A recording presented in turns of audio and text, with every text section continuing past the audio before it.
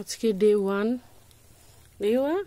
আজকের থেকে ওর treatment start করলাম। এই যে হাতের পেছনে পোকা ধরে অবস্থা খুব বাজে। আজকের থেকে ওর ট্রিটমেন্ট স্টার্ট করলাম। আজকে 18 তারিখ। দেখা যাক কত তাড়াতাড়ি সুস্থ করতে পারি।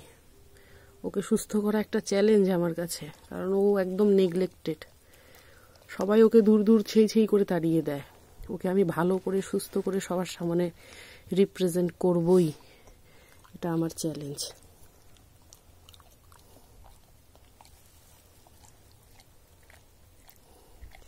আমি অবাক হয়ে যাই যে এরকম অবস্থার কুকুরকেও মানুষ যে কিভাবে এত নির্দয়ী হয়ে যায়। কিচ্ছু নেই শরীরে। দেখা যাক কতটা ঠিক করতে পারি। আমারও শরীরটা প্রচণ্ড খারাপ, তবুও নিজের চিন্তা কোনোদিন করিনি আর করবও না। বাবা, তুমি চিন্তা করো না বাবা, আমি তো আছি রে সোনা, আমি আছি তো।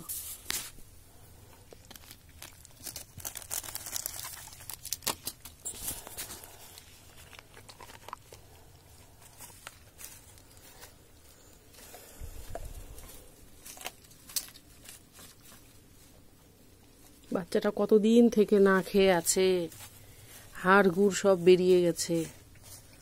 ওই জন্য মাংস দিয়ে ভাত এনেও এক্সট্রাভাবে ওকে মাংস খাওয়াচ্ছি, যেন প্রোটিন রিচ হাই প্রোটিন যেন পায়।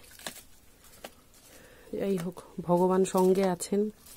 তাই এত খোঁজাখুঁজির পরেও নিরাশ হয়ে এটা লাস্ট, রাত্রি বাজে 12:30।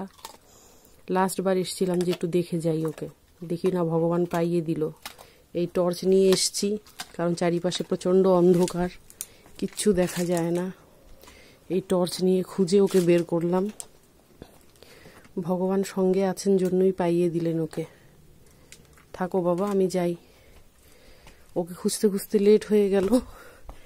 এখনো ফিডিং বাকি। এই যে ড্রামে ভাত পড়েই আছে।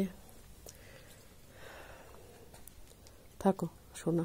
কতটা যে শান্তি, কেউ যদি বলে শান্তিটা কি জিনিস, তাহলে আমি বলবো এই ও যখন খাচ্ছিল, ওটা পৃথিবীর সব থেকে শান্তির জিনিস।